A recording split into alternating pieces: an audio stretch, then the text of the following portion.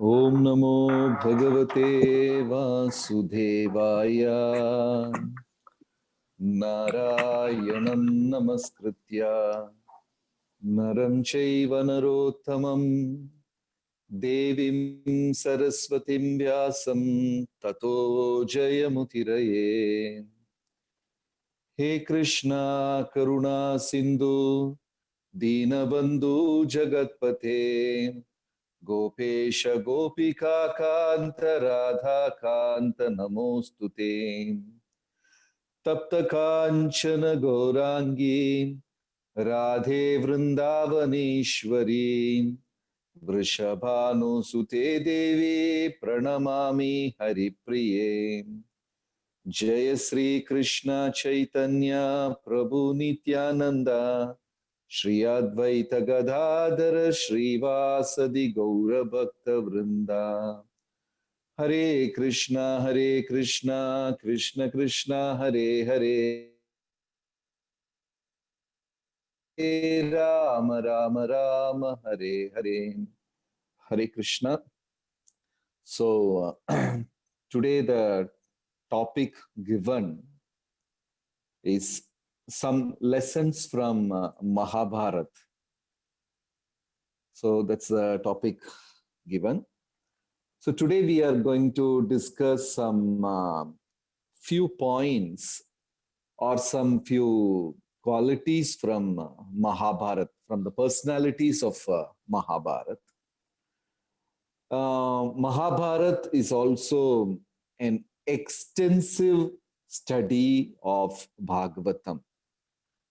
Bhagavatam being the conclusion of all the Vedas, and Bhagavatam is only meant for renounced people. In the first canto of Bhagavatam, it is clearly explained Mumukshubhihi, a word called Mumukshubhihi is highlighted, which means the content of the book was discussed by, saints and not by common people like us. If you see Bhagavatam, the cover or the inner cover of the book Bhagavatam, you will see this picture where Shukadev Maharaj is sitting on a high Vyasasan, and King Parikshit is there listening to him. Then there were 16,000 or 18,000 sages. You would have seen in the picture, Narad Muni is there, Vyasdev is there. So in the whole thing, you don't find even one kid or one lady or one king or a businessman. You don't see anybody in that crowd.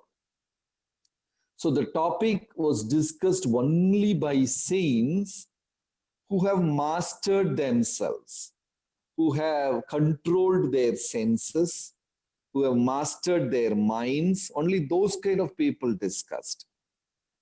Then sages thought there should be a lighter version also, so that everybody can follow.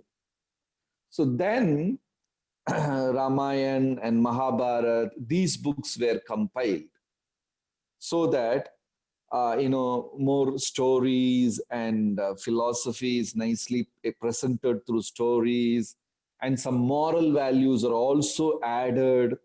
That's how Mahabharata came into existence. How Ramayana also came like that. Epics came. So today we are discussing certain qualities from Mahabharata, which is very, very applicable to us. The first quality which we are going to discuss today is friendship.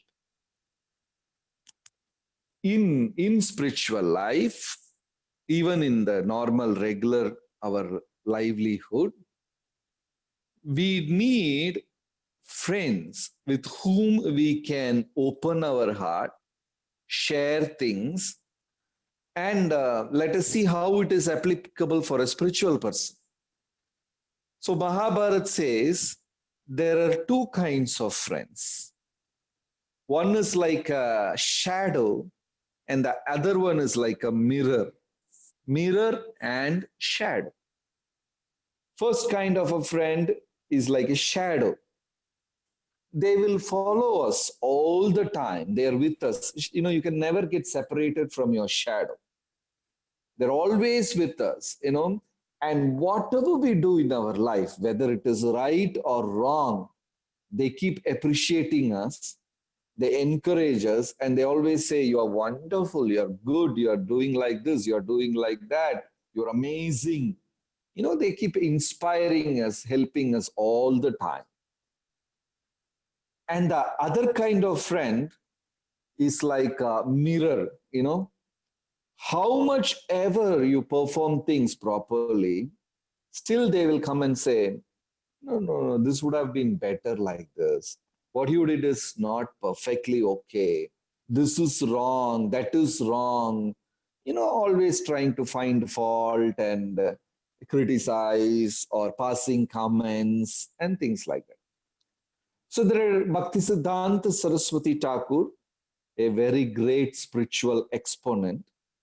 He said there are two kinds of friends as per Mahabharata: mirror and shadow.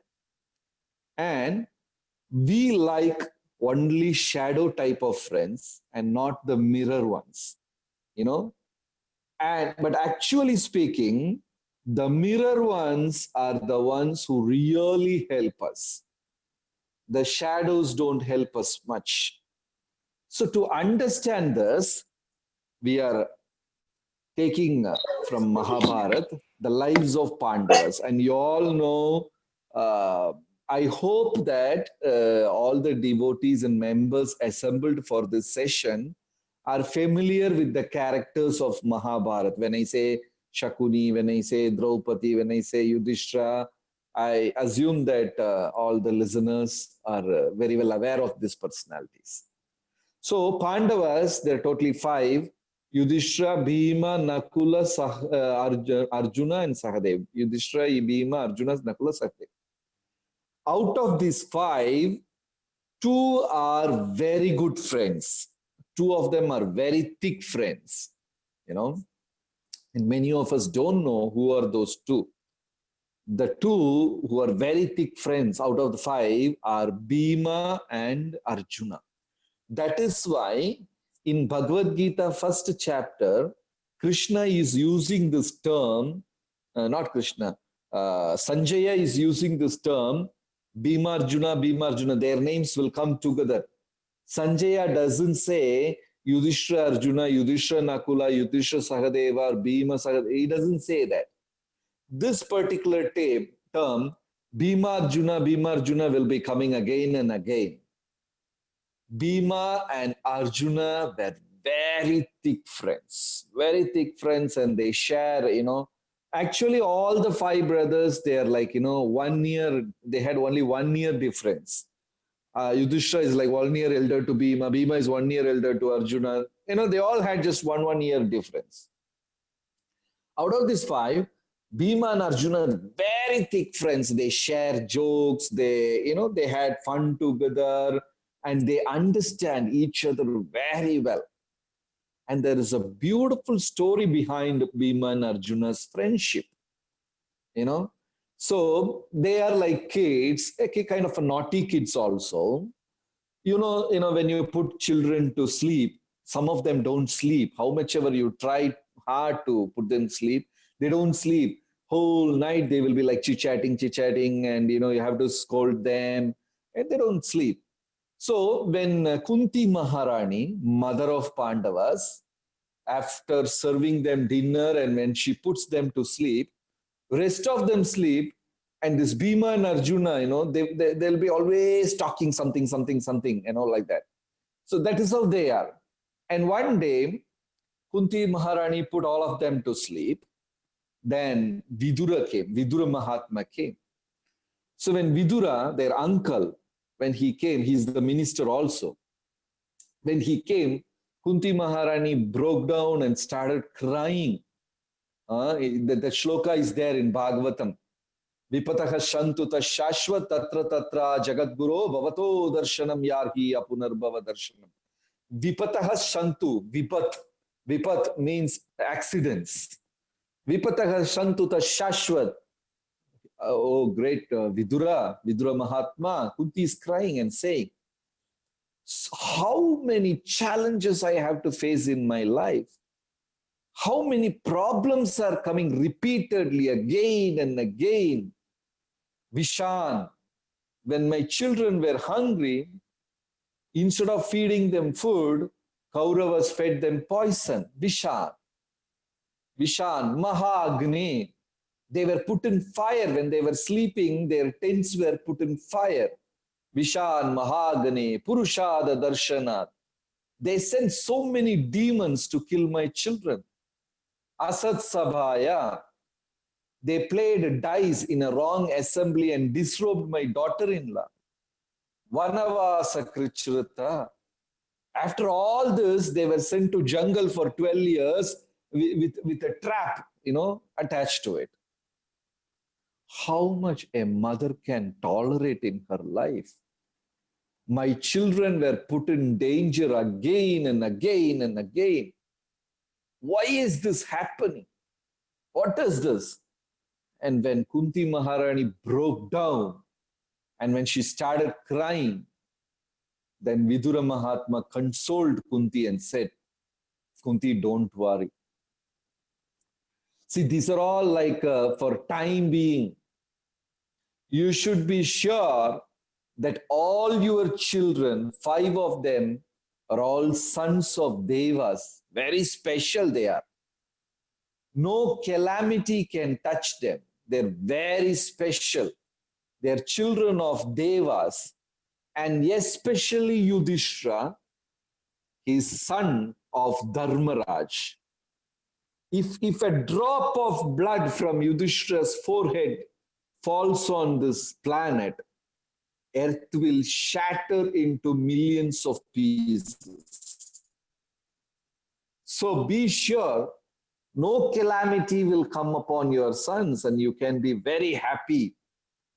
Just make sure you take care of them properly, and Yudhishthira is your total shelter. Just do whatever Yudhishthira, your son Yudhishthira says. Whatever Yudhishthira decides is perfect. He's always principled. He can never bypass principles because he's so principled. Dharmo rakshita rakshitaha. Because he follows principles so perfectly, Dharma will protect you and your family. So Vidura told all these things to Kunti Maharani and consoled Kunti Maharani. When this conversation was going on, these 2 boys were not sleeping. Bhima and Arjuna, they were listening to the whole conversation. They were not sleeping. Then, this is where we should understand how good friends they were. Whenever there is a problem, when Bhima suffers a problem, immediately Arjuna comes for rescue. When Arjuna suffers a problem, Bhima comes for rescue. So now what happened? The game of dice is over. Pandavas were sent to jungle for 12 years and Bhima is getting wild. Every minute he thinks about his situation, that we have to spend time in jungle. We were prince, living comfortably in palace. Now we have to be in jungle, hunt our own food, search for our food. And he sees Draupadi struggling in jungle. And whenever Bhima goes through this, immediately Bhima becomes wild. He pulls his sword out and he gets up and he screams, I will kill Yudhishthira. All this happened because of his, he went and played this game of dice. All this because of him. I will rip him apart. I will kill him. And whenever Bhima becomes angry, Arjuna will pull him down. And Arjuna will say, my dear Bhima, don't forget that conversation. Bhima will ask, what conversation? You remember that we were very young and we were sleeping one day and the conversation between our mother Kunti and our uncle Vidura? Yudhishthira is dharmic. Never speak a word against him. and he will pull him down. And when Arjuna pulls Bhima, Bhima gets very angry, infuriated. He will he will sit down. Okay. Then again, after some days, again Bhima will get wild. Again, Arjuna will say, "You remember that story that other day they were our mother and uncle with Bhima? Yeah, what so what? Sit down." So any time Bhima gets disturbed, Arjuna is there to protect. This is a real friend.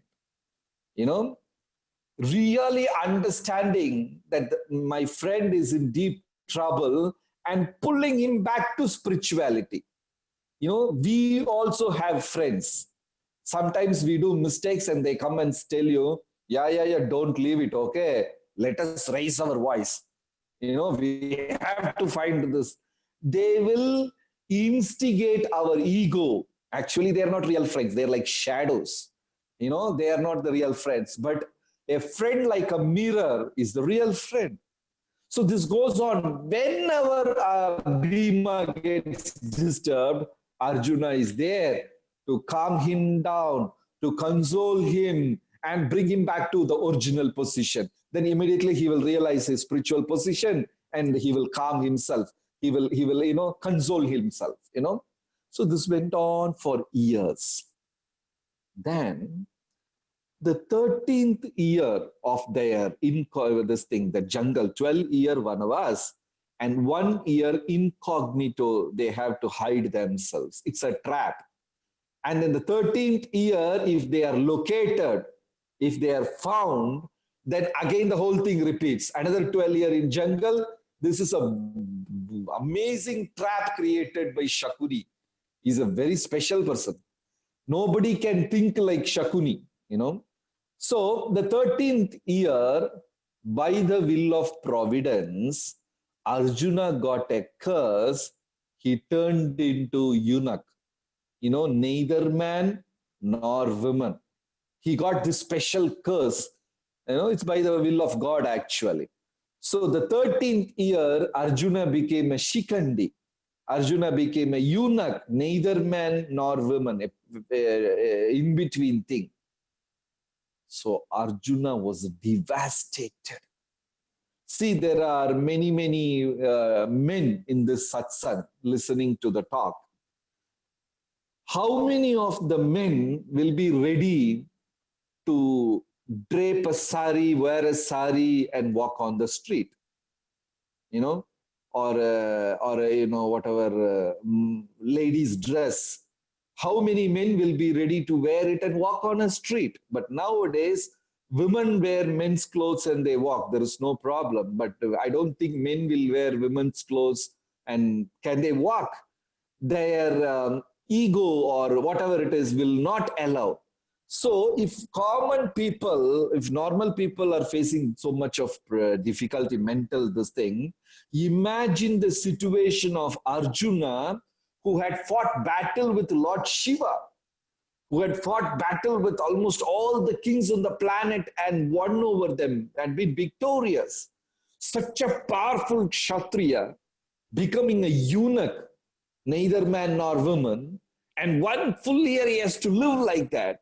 And his conscience doesn't permit, and he was deeply devastated, shattered, he was lost, and he's getting infuriated, he was getting so wild, and he was thinking, all because of Yudhishthira.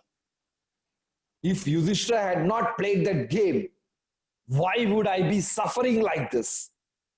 And one day, Arjuna was so wild, he pulled his sword and he said, I'm going to kill Yudhishthira now. Then immediately Bhima came and said, Arjuna, I will tell you one story. Then Arjuna asked, what story? You remember that we were kids and one day we were sleeping and our mother Kunti and Bhima had a conversation, Then Bhima narrated the same thing back and told Arjuna that you are losing your focus. You are getting out of the track, and pulled him down. This is real friendship. Then one devotee, one spiritualist gets disturbed. Immediately the other person comes to come to help and brings him back to the normal spiritual track. It's very important. So that's why Bhima and Arjuna were so thick friends that when one gets disturbed, immediately the other person is there and, trailing so many things, explaining it nicely and making them realize, because a disturbed mind cannot think properly. Because many times we are taking help of the same mind which has created problem. So we need a higher platform, a mind in a higher platform to help us.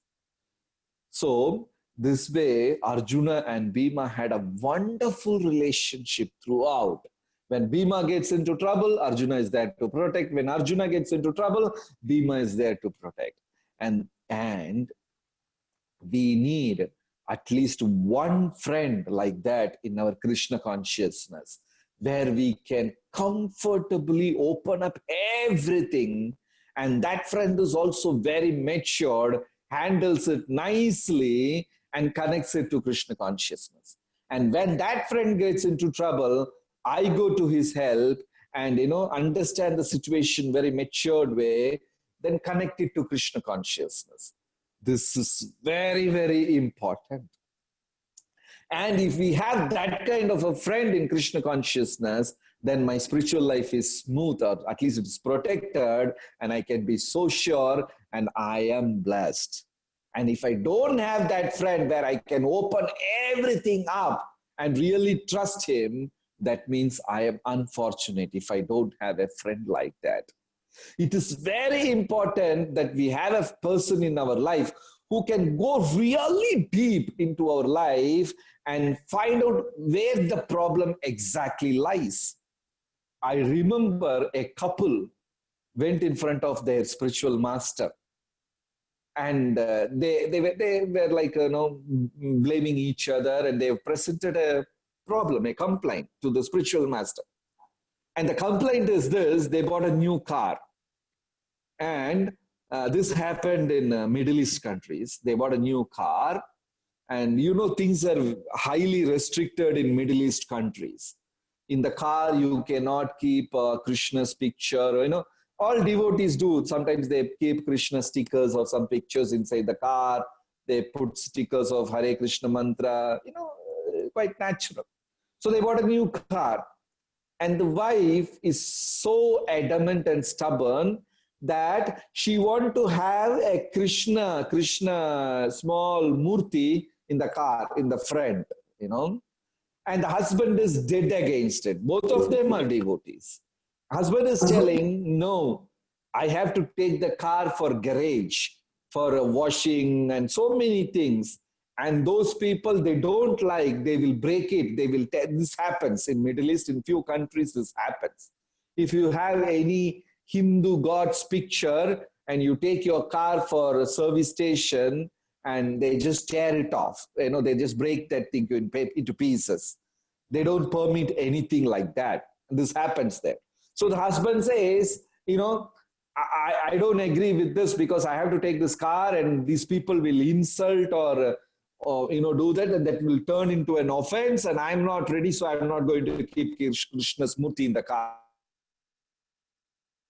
If you're not going to keep, then I'm not going to get inside the car. This is a small complaint, but that turned into an argument, and it went to the spiritual master. Spiritual master patiently listened to the argument. And can you think who is right and who is wrong here? So spiritual master patiently heard that whole incident, and amazingly, surprisingly, he gave an answer which was very impressive.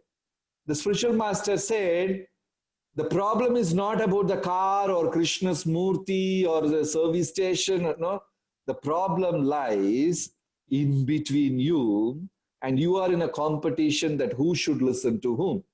Husband wants the wife should listen to me, and the wife wants husband should listen to me. There is nothing. So this is a very important lesson from Mahabharata, where we should understand there is nothing called right and wrong in this material world. Even in Bhagavatam 11th canto, Krishna is explaining this to Uddhava. There is nothing called right and nothing called wrong in this material world. It is all relative. And the example given is two friends travel through a jungle. This is the example given in Upanishads about what is right and what is wrong. And Krishna is explaining this to Uddhava in a very big way in Uddhava Gita, 11th canto. Two friends were passing by, jungle. They were passing through a jungle. And suddenly they heard a roaring sound from the bushes. And immediately one friend ran away and one stayed back. Then they found out it was some kind of a wind and some reptiles crawl, some noise. It is not a lion or a tiger, and there was no need for the friend to run. So the friend who stayed became a hero, and the friend who ran away became coward, and the friend who stayed, he felt, I am right and I am perfect. And the friend who ran away, he said, he's wrong. And the same instance, one guy ran away, another stood back, and actually it was lion. That's the second instance. It was lion that came out of the bush and killed this guy who stood back. Now what happened? The guy who ran away is right, and the guy who decided to stand back is wrong. So how can we say what is right and what is wrong? We all live in our own paradigm. I think deep-rootedly, we are very egoistic, and we all think deep-rootedly, somewhere deep in our heart, I am always perfect. My understanding is perfect. My decision on situations are perfect. The way of understanding, and nobody else have understood. The ego, ahankar, is so deep-rooted, it will never allow us to agree our mistakes. Even if that happens in our day-to-day life, it happens, so much. In India, sometimes we go on a pilgrimage. At some places, we have to walk without your shoe.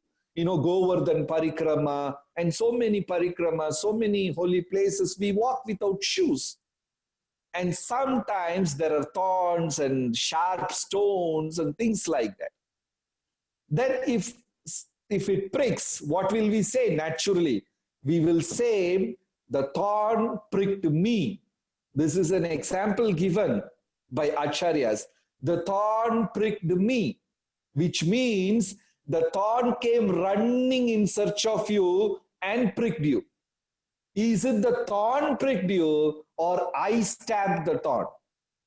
It is I stabbed the thorn, but nobody will use that term. They will always say the thorn pricked me, as though the thorn came running. Put the blame on the thorn.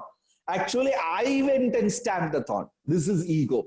Ego will never allow us to admit our mistakes. And sometimes we eat so much, we don't control, we keep eating. Eating and eating. Like Ayurveda says, if you eat food one time a day, you are a yogi. One meal a day, yogi.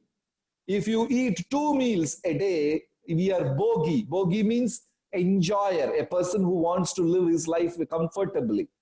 And if we eat 3 meals a day, then we are rogi, a diseased man. And if we have 4 meals a day, he is drohi. He's eating other guys' food also. Rogi, bogi, yogi, bogi, rogi, and drohi.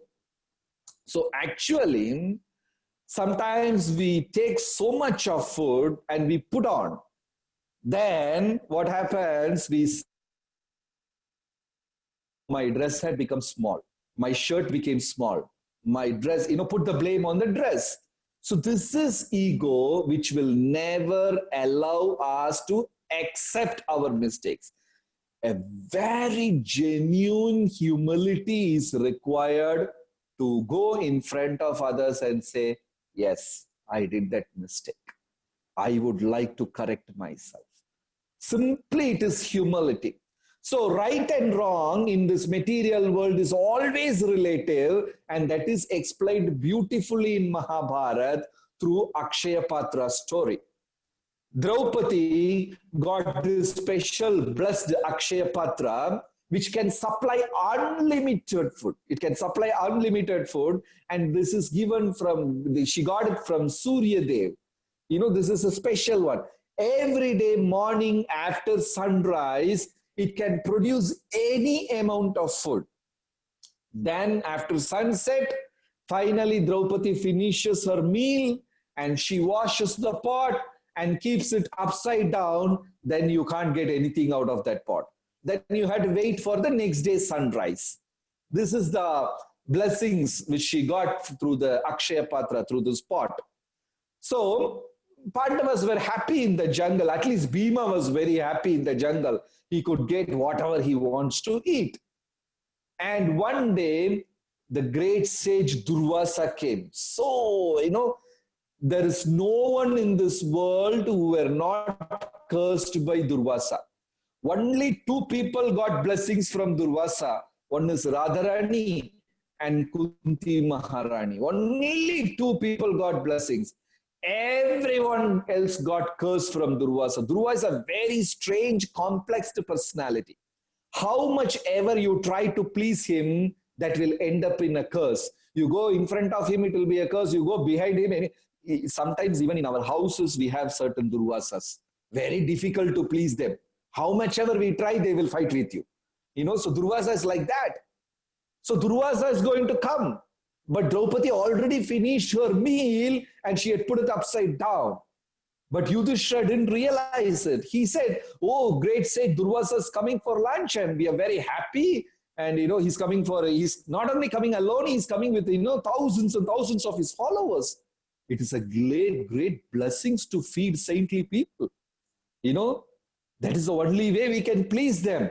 Give them a meal, give them some clothings, and they will be very happy and they will bless you. And we will start progressing spiritually. And it's a great blessing. Not only Durvasa is coming, he's coming with thousands of his followers. So he came back running and said, they're all going to come and, prepare a wonderful feast. And Draupadi said, Sarvanash, I have already taken my meal. And the pot is washed and kept upside down. Now, not even a speck of grain will come out of the pot till tomorrow's sunrise. And Yudhishthira was very disturbed. What to do now? If we don't feed the sage will curse us. Not only us, he will curse the whole dynasty. What to do? So immediately Yudhishthira sent Bhima and Arjuna inside the jungle to collect as much as fruits possible. Whatever is possible, bring it. And Draupadi was very tensed and disturbed and she didn't know what to do.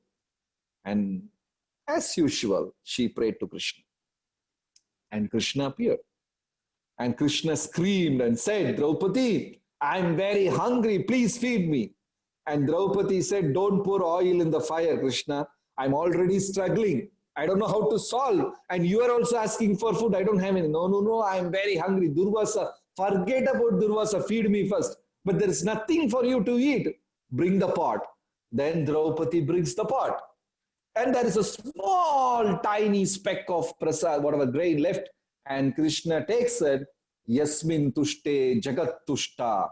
When Krishna had that, when Krishna was satisfied, the whole universe got satisfied. Now the question is, Draupadi did not wash the pot properly. Was it right or wrong? Draupadi did not wash the pot properly. If she would have washed it properly, that tiny amount of grain wouldn't be there in the pot. Right? So this is an Akshaya Patra given by Surya. It is a puja paraphernalia, puja item. You will have many puja things in your house. You will have a bell, you will have a lamp, you will have so many. We will keep it clean. We will keep it nicely, very respectfully. So now she has not washed this pot properly. So was it right or wrong? If you say it is right, it is wrong, then if she would have washed it properly, this one tiny particle of grain wouldn't be there. Then Krishna will not eat. Durvasa will come and curse the whole family. And if you say that she has not washed it properly, it is perfectly right, that is also wrong because it is a respectable pot and she is supposed to keep it clean. See, This is what is the difference between right and wrong in this material world. Whatever is right for me today is wrong for somebody else. And whatever is right for them, it's wrong. Bhagavad Gita says, Ragadvesha vimuktaishtu vishaya nindriyaishcharan atmavasher vide atma prasadam madhigacchati. We are miserably stuck between right and wrong.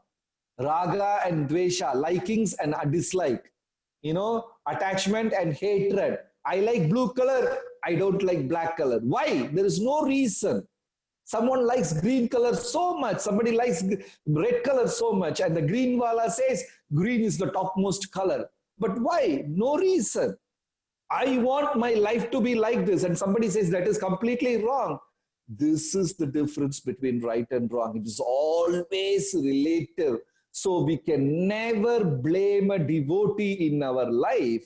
And if we find fault, somehow, unfortunately, it will turn into offense. That is why we should understand this truth. Everyone feels that he is right. They are convinced so, and they lead a life. So we cannot blame them, because most of the time it is situation. It makes the people to think so, and it is relative. That is why we should not blame anybody under the sun. Nobody has got the right to blame any person in this creation. No one. And beautifully Mahabharata says, only Guru and Krishna. Guru and Yamaraj, not even Krishna. Only Guru and Yamaraj, only these two people in the whole creation has got right to find fault. No one else has got this thing. So one day, Mahabharata says, Krishna is playing dice with Rukmini. Both of them, nicely sitting in their palace, and Krishna is playing the game with Rukmini, and suddenly Krishna started speaking about the olden days, and Rukmini was moved. She was feeling so much of love. Krishna is telling Rukmini, you remember the day that you wanted to marry me, and hundreds and hundreds of kings and princes, they all came, for that Swayamvara, and so many were there, and you went to that Ambika temple for worship. You remember all that? Krishna is discussing that after some 100 years or something like that. Then you were coming down the temple stairs, and I came there, and I took you from there, and you remember all these things? Then Rukmini was moved when Krishna was speaking so affectionately about the past. How Krishna protected me, how Krishna accepted me. She was filled with tears, Shitala, that cool, when your heart is filled with love and joy, sometimes we experience the cool tears, very cool, soothing tears. And Rukmini was enjoying, her eyes were filled. And suddenly Krishna turned the whole thing reverse. Krishna asked, Rukmini, was it right from your side to just run away with me? Can a Kulavati do this? Can a lady from such a royal family, can she do this? Cheating her parents and cheating her brothers. How could you run away with me? And you have never seen me in your life before that? Is it right as per scriptures? Initially, Krishna was speaking so affectionately. Suddenly, every single word of Krishna is like arrows poking Rukmini's heart. She was like, started shedding hot tears out of pain. Initially, she shed cool tears. Then she started shedding hot tears. And why my Lord is not stopping this conversation? Krishna is going on and on and on and purposely hurting Rukmini. Rukmini, what you did is wrong, this, that. And at that time, when this conversation was happening, Narada walked in. Then immediately Krishna said, oh, great sage Narada, you come. You be the judge now. Now you tell me what Rukmini did on that day. Was it right or wrong? And Narada is in a fix now. What can he say? One side Krishna is there, another side Rukmini Devi is crying and standing, gods, his personal deities are standing in the front, and Rukmini is shedding tears, and Krishna is not stopping. Lord is purposely hurting her. You know, then Narada spoke this greatest shloka, which all devotees realize. No one in this creation has got the right to find fault, my Lord. Only Guru and Yamaraj can do. Who am I? You are both. You are both Yama and Yogeshwara, Akila Guru, Bhagavan Namaste. You are the Guru of the whole world.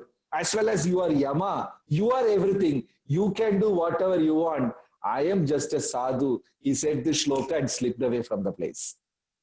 Narada did not took sides or he didn't pass a comment. He just explained the shloka and silently he left from that place. Very important lesson from Mahabharata. We should never blame anybody or find fault, because even though explicitly there is something wrong, there can be an intention behind that, which we may not realize. You might have gone through this story from Upapurana, that one day a king on his birthday was distributing pots of milk sweet, and there were many people standing on the queue. And the king was distributing pots of milk sweets to all those people on the queue. And when king was distributing this, a snake, a hawk, was holding snake by its claw and flying. And the eagle is going to eat that snake. And the snake is so scared of death. And the eagle is carrying the snake and flying on this scene. And the snake is so scared, the snake spit poison. The poison which the snake spat fell in the pot of that sweet rice. Unknowingly, king gave a pot of sweet rice to a Brahmana. And the Brahmana had the sweet rice and finally he's dead.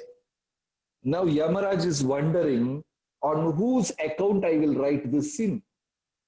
There are four living entities involved. The king, the Brahmana, the snake, and the eagle. Who is at fault now? It's very complicated. Is the Brahmana at fault? No, Brahmana doesn't know. He went to get dakshina, charity. Is the king at fault now? No. King was giving it a genuine intention. He didn't know that the snake is going to spit poison in that. And the third, is the snake at fault now? No, snake is scared of death. And eagle is simply carrying his prey. He doesn't know. So who is supposed to be blamed? But on somebody's account, this sin has to be added, because at the end of the day, a Brahmana is lying down dead. Brahma Hatya. A Brahmana is killed. So somebody should take this sin. And Yamaraj has never gone through a case like this. He's breaking his head. On whose account I will write? And when this thing was going on, in that kingdom, an old lady was entering. Sorry, a young man was entering that kingdom, and he wanted to find out some address. So an old lady was sitting on the side of the street. So the young man, gentleman asked, where is King's Palace? How can I reach King's Palace? Which is the proper way?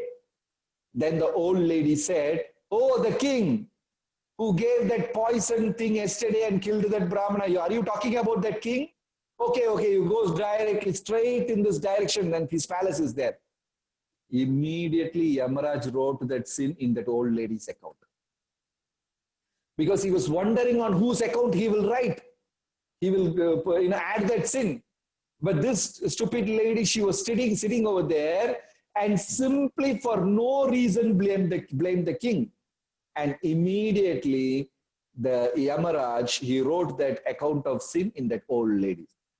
That is why Bacho Vegham, it is very important. The Bhagavatam says, Upadeshamrita says, many scriptures says that we should learn the art of controlling our speech.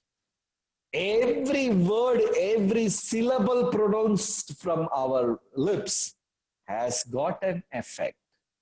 If that is not glorifying or appreciating people, better. Satyam bruyat priyam bruyat. Even though you are speaking the truth, if the truth is not palatable, if the truth is not accepted, better don't speak. Or learn to present it nicely. Krishna had 64 arts. In Nectar of Devotion, it says Krishna has got 64 skills. And one skill is the talent of presenting things in such a even the bitter truth is presented in so polished way. And Krishna knows that art. Even in Bhagavad Gita, Krishna says to Arjuna, Arjuna, I just told whatever I felt like. Whether to follow or not, it's up to you, Arjuna. Even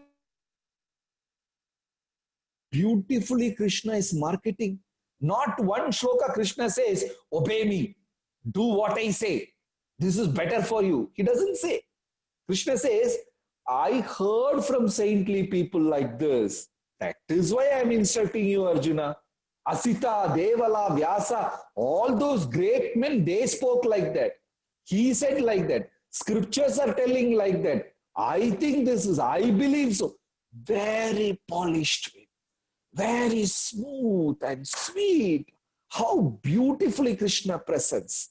Out of 64 skills, speaking, that's why Vacho Vegam. Very important for a devotee.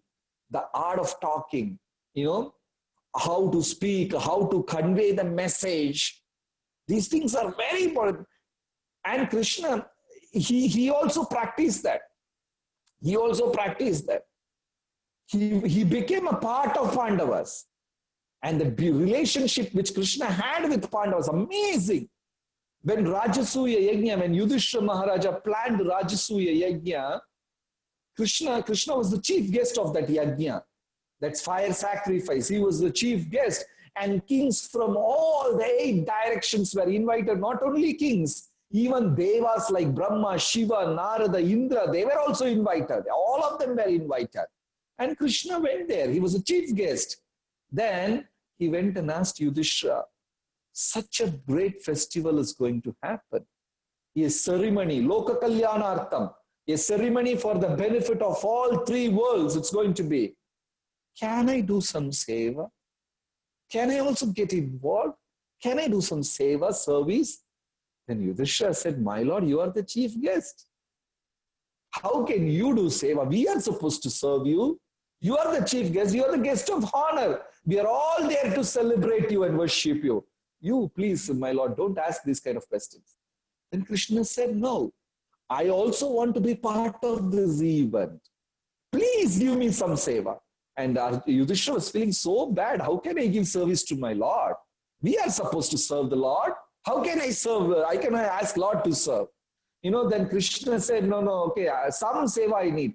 And Yudhishthira said, just for a namesake, Yudhishthira said, my lord, all the services are allocated and divided. Everything is all set. Now there is no seva left over. Then Krishna said, if I can find out some seva, can I do? Do I have the permission to do that seva? Then Yudhishthira asked Bhima, is everything set all right? Are you sure? Bhima said, everything is perfectly arranged, managed. Then Yudhishthira said, okay, Lord, if you find something, you can go ahead with that. Yudhishthira said so because Yudhishthira was damn sure nothing is left out. Then after a couple of days, Bhima is running so wildly and coming to Yudhishthira and said, Yudhishthira, you come, you should see this personally, what's going on. You come out. And Yudhishthira says, what? You come. Then Bhima dragged Yudhishthira and took him to the gate of the city. And in the gate of the city, Krishna is standing there disguised. He's covered himself.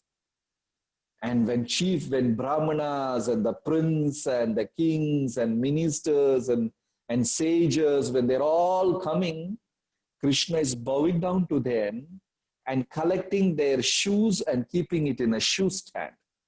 Not only that, he's wiping their shoes, dusting their shoes, cleaning it, and arranging it in a shoe stand.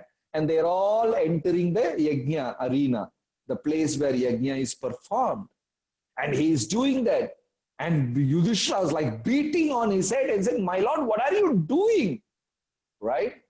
So Mahabharata says, devotees are so enthusiastic to serve the Lord. And Lord is also very enthusiastic to serve the devotees. There is a transcendental competition goes on in between devotees and the Lord. Lord wants to serve the devotee, and the devotee wants to serve the Lord. And surprisingly, Mahabharata says, in that competition, only Krishna wins. Because we offer one fruit to Krishna. And now it's become Krishna's responsibility to protect me whole day. I offer one meal to Krishna. Now it's Krishna's responsibility to protect me whole life. You know, I'm just offering one banana and saying, Krishna, protect me, and Krishna is protecting me the whole day. Actually, Lord is serving us more than we serve the Lord. And Mahabharata beautifully explains how a relationship towards Lord is nicely expressed with the mood we render devotional service. So today, we discussed a few points from Mahabharata about friendship, how Vaishnava friendship should be. Then we discussed about right and wrong from Mahabharata. That is very relative. So nobody has got the right to blame anyone. And the third point is devotional service. So there are many, many points like this, which are very much applicable to devotee community also. So thank you so much for the opportunity. I thank personally Ramchandra Prabhu and Satish Prabhu for arranging this session. Thank you so much. And any questions, please feel free to ask. Hare Krishna. Thank you so much, Prabhuji. Thank you for a wonderful class.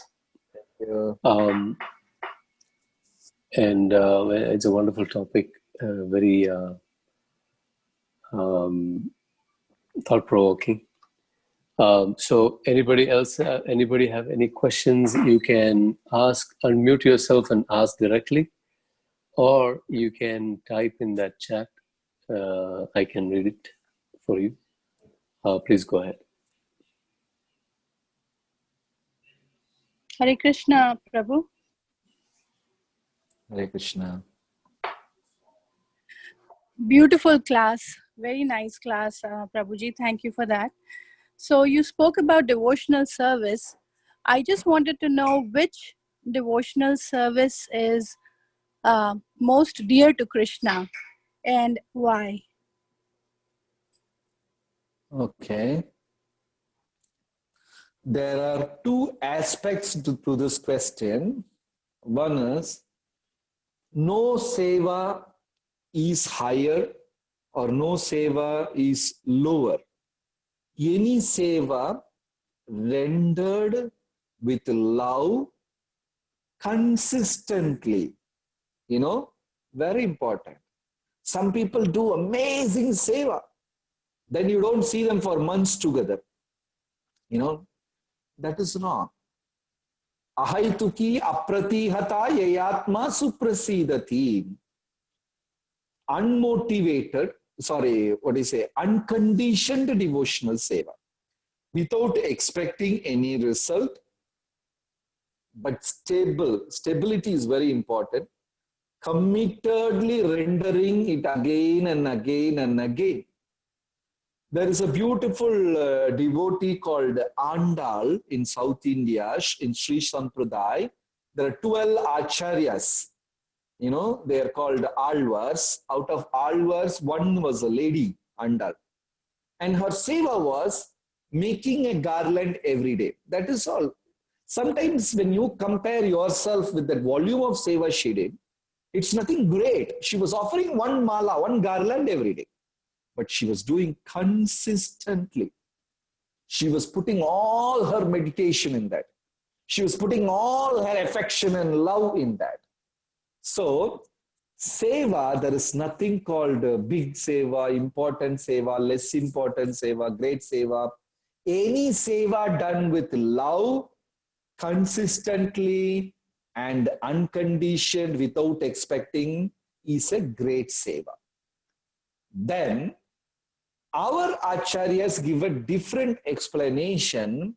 One seva which you cannot do in spiritual world is preaching. All the other seva you can continue there. If you are making a garland here, you can continue in spiritual world also. If you are milking a cow, you can continue in spiritual world. You are cooking, you are organizing, you are managing, everything can be continued in spiritual world. But the preaching seva, what you are doing here, will turn into Harinam Sankirtan in spiritual world.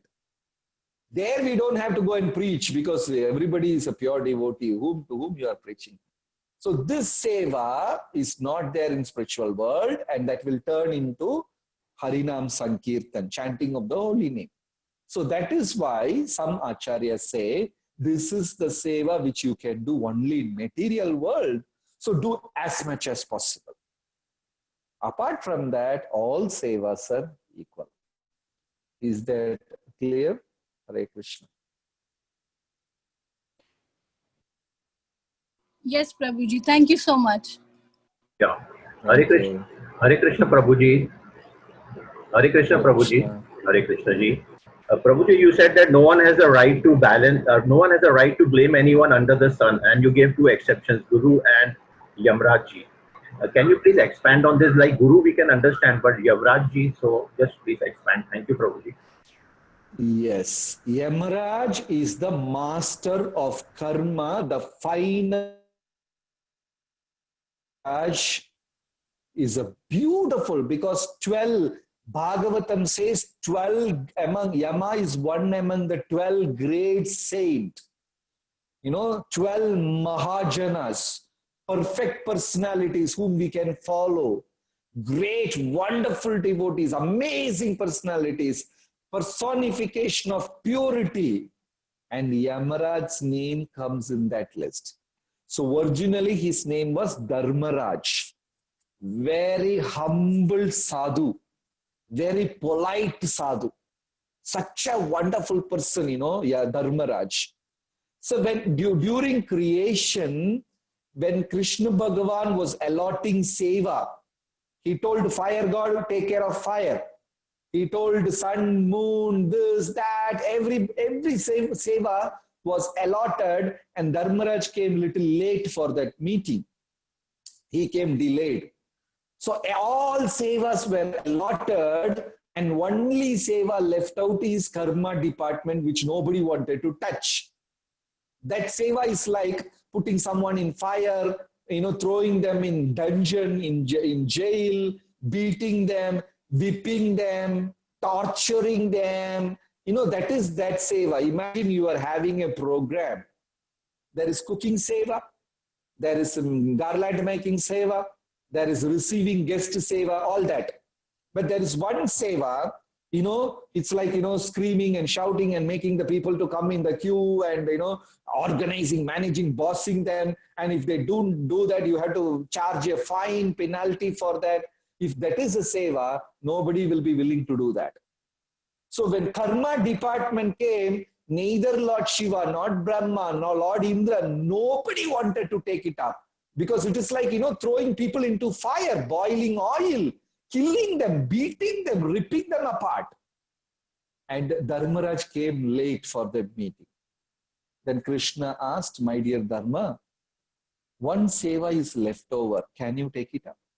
Dharmaraj, such a wonderful person, he said, whatever you say, my Lord, I will do it. Then Krishna explained, this is the department. Then Dharma said, I can't even hurt an ant. I have never hurted an ant in my life. My Lord, how will I punish people? How will I poke them in oil? How will I cook them? I can't do this. How do you think I will do this? It's not possible. Then Krishna said, Dharma, don't worry. I will prepare you for that. Then when Krishna prepared, Dharmaraj turned into Yamaraj, two personalities. One man, two form. Dharma is a Vaishnava form. And Yamaraj is the Lord of, death and judgment and things like that. Then he told Yamaraj, from today onwards, you are the judge of death, right? Even I will not interfere if you pass a judgment. You have the full right to do. I trust you. I believe you. You have full freedom. Even I will not enter. You can do that. That's your department. And Krishna blessed, and Dharmaraj turned into Yamaraj, the ghastly, ferocious form, and he became the Lord of Death. At the same time, he has such a beautiful Vaishnavite form also in spiritual world as Dharmaraj. That is why Guru and Yama, they both has the final say. They got the final say. Is that clear, Prabhu? Yeah, very nice, very interesting, Prabhuji. Thank you so much. Thank you. Thank you.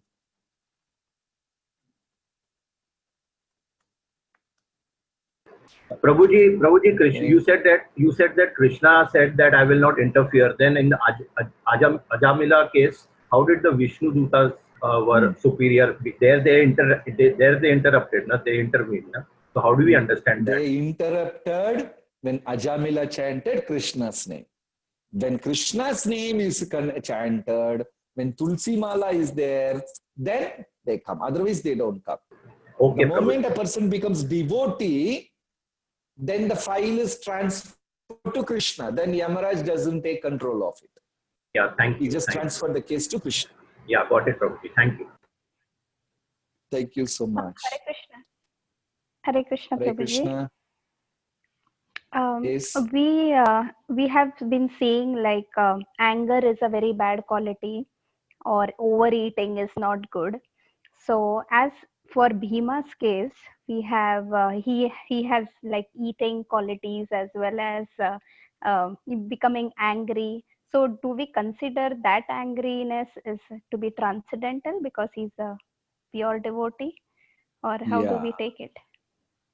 The goat cannot limit an elephant by his eating capacity. The goat may eat 2 grass, and it should not go and tell the elephant you are overeating. You know, that capacity is different. Bhima is entirely a different person. You know, he gets angry, and when Krishna says Bhima, then Bhima keeps quiet the next moment. That is how their surrender is. They're different.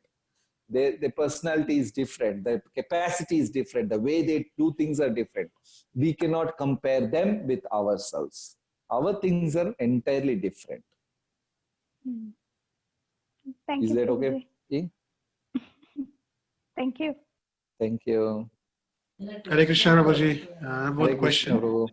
Yeah. You talked about real friendship, and Yeah. we see that in the non-internet world or high five age, people are much, much closer to each other, families, friends, meeting personally.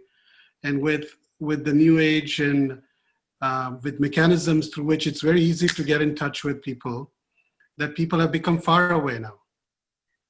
The tools are there, but those types of relationships, we always hear our forefathers or our seniors speak about how friends, the types of friendships they had. In today's day and age, we see it's going down. And even if there are some friendships where if somebody would like to say something for the betterment of others, it's sometimes not taken in a positive way. So for example, if it's chastising or criticizing or redirecting, sometimes it's taken as in a different way. And then you may feel that, it's best not to say it, but you wish well for the person, especially in spiritual life. So how to deal in that situation? Do you just back off and just leave them alone? Or wait till they realize that I only wish good for them? Yeah, that's a very good question, Prabhu. So it is like a mother's love. A mother showers 90% of love towards the baby. And whenever she feels the baby has to be corrected, she corrects. But the baby understands my mother loves me so much, the love overrides the correction. In the relationship, the major is love. So the baby can understand what the mother is doing is good for me. But somehow, as you rightly said, in this material world, the relationship is so impersonal. We don't feel that genuine love between each other. So when only correction comes, the living entity is not able to accept it. That is why Lord Chaitanya said, na janam. Very limited devotee community. He was telling that each one of us should have a tiny, small, limited community. If your community is very small, we can genuinely express love and affection between the community, and the others will also feel that this person is a genuine well-wisher of mine. And when that affection is overriding, then underneath, when we try to correct, as though a father or a grandfather is correcting, that person is ready to accept. But in this Kali Yuga, the relationship is very impersonal, very impersonal. So in between, when we go and try to correct, the first thing is that the living entity is trying to rebel, is not ready to accept. So it takes a long time for us to, first, if you want to correct somebody, the program starts from gaining trust. First, we have to do certain things, relate to certain things, and first gain his trust. Then we have to present our thing. Kali Yuga things have become so complicated now. It has come to that extent. Even within family members, do this. Now even children don't listen. So the father has to be very polite, loving, take him out and do so many things. Then slowly present the topic. It has come to that extent. So what you say, Prabhupada gave the example of a pot maker. One side he's hammering the pot, another side he's holding the pot with his arm without breaking. So he's doing both things simultaneously. In the same way, that living entity who is a recipient should genuinely feel that such and such person is my genuine well-wisher, and whatever he says is for my benefit. First, that trust should be built. Then things will happen. Otherwise, in Kali Yuga, things will be very difficult, Prabhu. Very difficult, because people are not so humble to receive Upadesha. First thing is they rebel. That is quite natural. Nobody is ready to accept advice or help or things like that. We are in a very bad times. Kali Yuga is, it's falling down day by day. So things are very bad. So we have to do positive things a lot to build that relationship. So that's why Bhakti Tirtha Swami, in one of his books, he writes, win the heart by willingly losing an argument. Don't try to win the argument. Lose the argument. Voluntarily give up the argument and win the heart.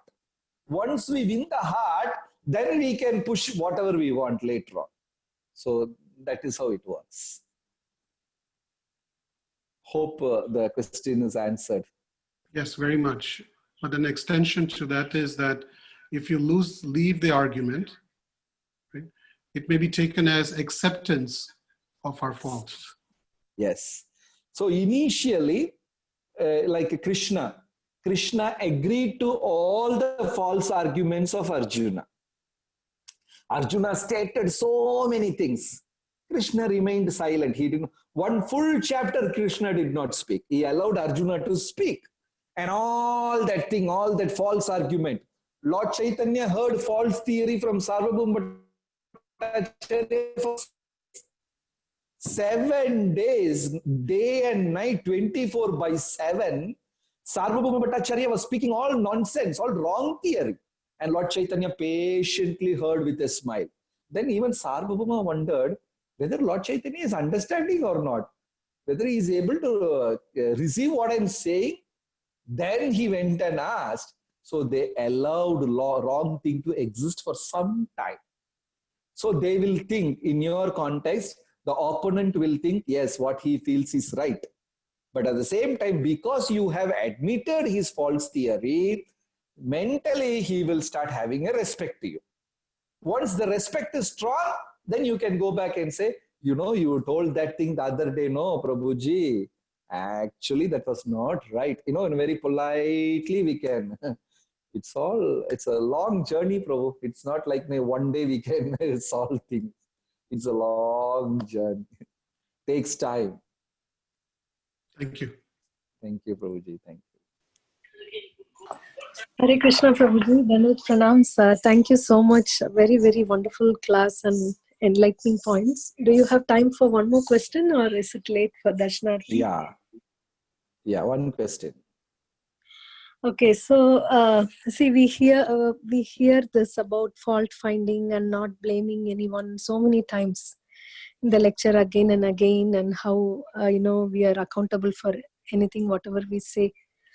So, but the point is, next time when something is there's some conversation or something between two devotees, immediately the mind jumps to justify, yeah, this is right and this is wrong.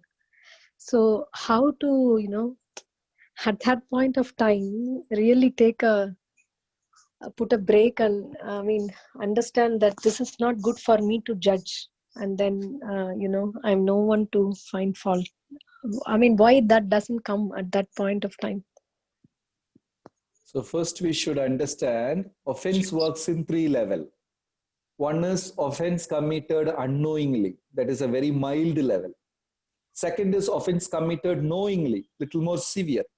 And the third is offense committed knowingly and still arguing on that and trying to prove that is right. That is the most severe one, the deadliest one.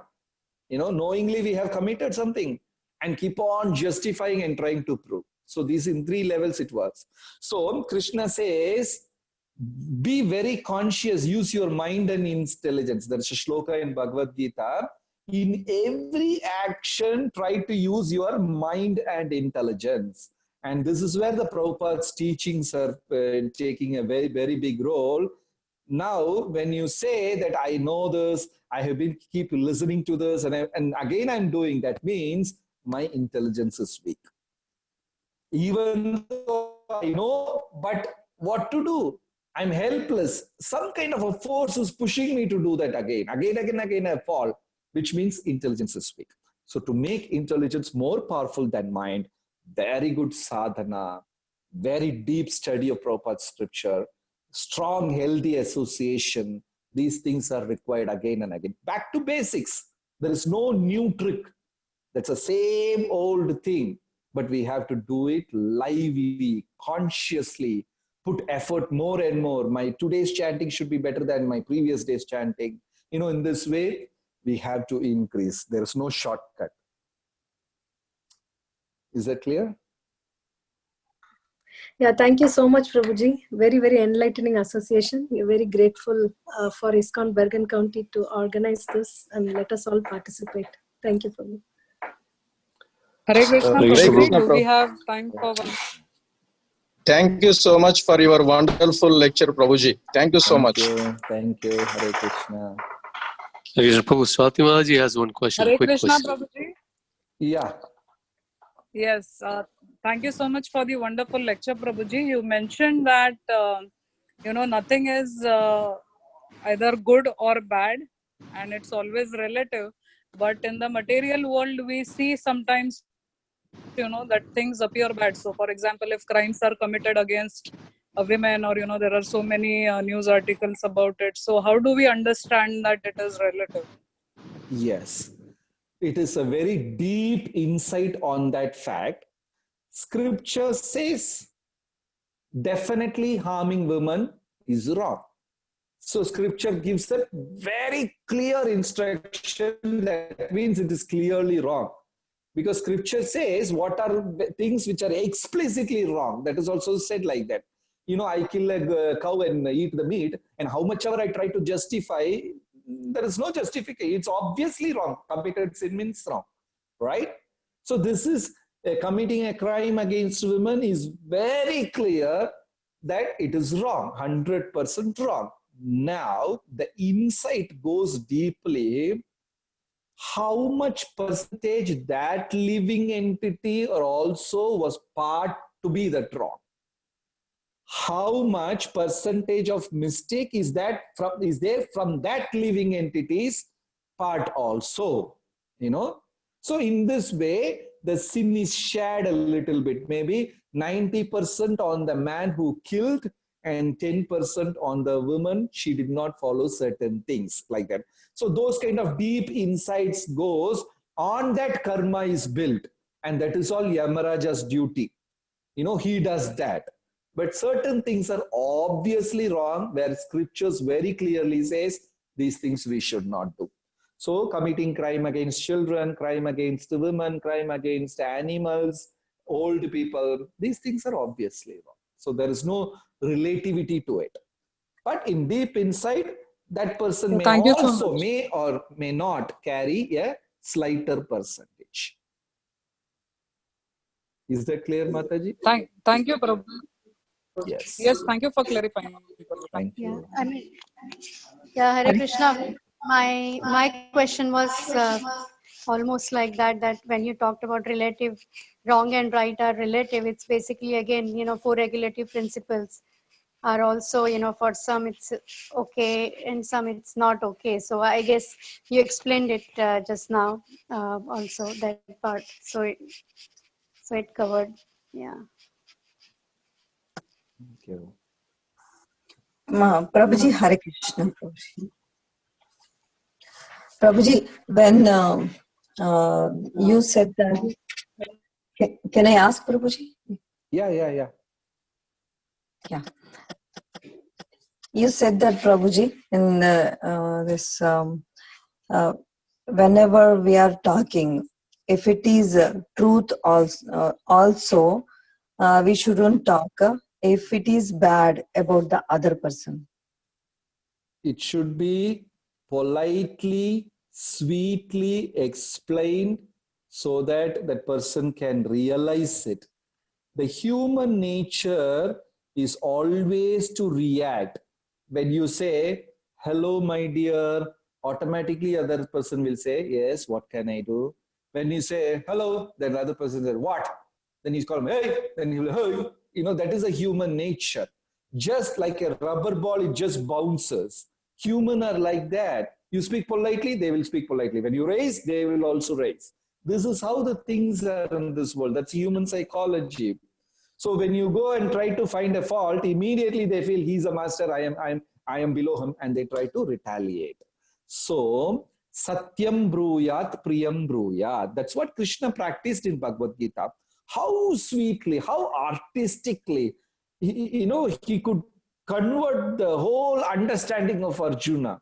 So polite. When Lord Chaitanya speaks to Sarvabhauma Bhattacharya, when Lord Chaitanya is arguing with different kinds of people, Lord Chaitanya was so sweet that they can't deny him. They can't cut him off, so politely. Even after 7 days to Sarvabhauma Bhattacharya, Lord Chaitanya so sweetly. Sarvabhauma was so disturbed, Sarvabhauma Bhattacharya. Lord Chaitanya, still after defeating him in the argument, he used to bring prasad in the night and knock at his door and ask, are you angry with me? Are you disturbed? And Sarvabhauma, with the tears, what kind of a personality is he? He will surrender to him like that, right? So when we genuinely care for a person, this fault finding and blaming and all takes a second step. We genuinely relate to that person, and the correcting and all over a period of time, it happens like that. Mildly, politely, we correct them. Somewhere we are stuck. The preachers, the devotees who are spreading Krishna conscious messages, they are stuck somewhere. The thing, when I preach, I have to present all the philosophy, and if the opponent, the receiver, is not able to follow, that means he is at fault. Takes time. Takes time. We also took time, 2 years, 3 years, 5 years to get convinced. We also had so many questions, and somebody patiently addressed those questions. That's why we are here today. Be very patient. And minor things and all, don't worry. Major things we will focus, and slowly, over a period of time, we can correct. Yeah. And even Krishna doesn't care. As long as the living entity chants Krishna's name, and Krishna also gives away small things, waits that living entity to become pure, very affectionate. Krishna's love is like an amazing thing for the Jivatma. Krishna forgave. Just one chanting of Narayana Ajamila did. Krishna forgave all the sins he has done for 80 years. 80 years Ajamila was committing sin. And one Narayana he chanted. Krishna simply forgot all that. So that is why Vallabhacharya sang, Adharam Maduram, Nayanam Maduram, Hasitam Maduram, Gamanam Maduram, Hrudayam Maduram, Mathuratipater Akilam Maduram. Lord is so sweet. His walk is sweet. His talk is sweet. His personality is sweet. Everything is sweet. Then why should we add salt in that sweet and present? Let us present the same sweet as sweet only. Right? So, negative sides, let us not give much highlight to it. Let us focus on the positive, small things, that famous, that Janaki Mataji's example is there. She was having cigar in her hand, that big thing, cigars, not cigarettes, cigar. And she saw Prabhupada making gulab jamun and filling the jar. That's how Prabhupada was preaching in those days. Fill the jar and leave it in the temple room. And anybody can eat how much ever they want. They put their hand, they eat, they lick their finger, and again they put the hand. Prabhupada was okay with that. He didn't bother, he didn't know, aparad. He didn't say all that. He allowed them. They were eating, licking, each one was putting, he didn't bother. They were eating so many gulab jamuns and rasagulla, everything like that. And one day she came in the morning and she saw Prabhupada is refilling the jar, making that. And she had a thick, big cigar in her hand. And she came and said, Swamiji, can I help you? And she was like puffing it and making the dough. Imagine if we were there in that situation. We will go wild, seva aparad, this aparad, that aparad. We will kill that person. But Prabhupada said, you are cooking for the purest person. So, just throw it off. You can smoke later. He did not say any heavy statement to that lady. Just leave it, because you are cooking for the purest person. Be as pure as possible. And that was the last cigar she smoked in her life. Prabhupada did not become heavy on her. This is the art. We genuinely have genuine feeling for the person who is sitting right in front of us. Not like chopping him off, because I can fit him in my heart like this. So chop his hands, chop his head, and not like that. Genuine care. Yeah. So the whole paradigm shift is there. Hope the question is answered. In this case, Prabhuji, if some devotee is telling something, it's from their side, it is it happened something, and they are telling about the other devotee that they have done like this, that, like that. In such situations, can we hear submissively, and can you talk? Prabhuji is hearing also, it's a fault. If it is too offensive, then we should slowly explain to them this is not a healthy thing.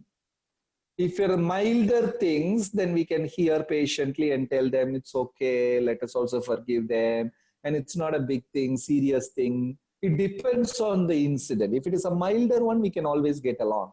If it is a severe one, definitely it is going to affect us also. So then we say, no, this is not healthy. No, anyway, we will stop it. Let us not discuss. Not like that. We should be very intelligent according to the situation. One rule will not be applicable for the another one. It depends on the situation. Yeah. Thanks a lot, Prabhuji, for the lecture and the answers also. Thank you so much. Hare Krishna. Hare Krishna, Prabhuji. Dandavat pranam. Prabhuji, very nice lecture. Wonderful, wonderful. So many things you explained very nicely. I have an extended question Mataji asked you, right? As Mataji was saying, sometime it happens, right? So much talk and we involve. So when we realize we should not involve in this and we move away from there. So is this offense also? No, you are moving away from that certain offensive subject. You're not moving away from the person. Hate the sin, not the sinner. You know, don't identify that person with that small 10% mistake. You know, it's like that small 10% mistake is not the real identity of that person. Okay. So that topic alone you avoid. That topic alone, another. Rest you can continue. We are not cutting that person off, only that subject off. And it happens again and again, so we should stop involving a lot. Politely you can express, slowly you can express, and you can say, I'm not comfortable in this discussion topic. All the others, I am okay with that. It's all winning the heart. It's a trick. Yeah. Okay. And I like you gave the example of mirror and the other one. I like really very much. I like it, and it happens so many times in my life. It happens really. And what should I say?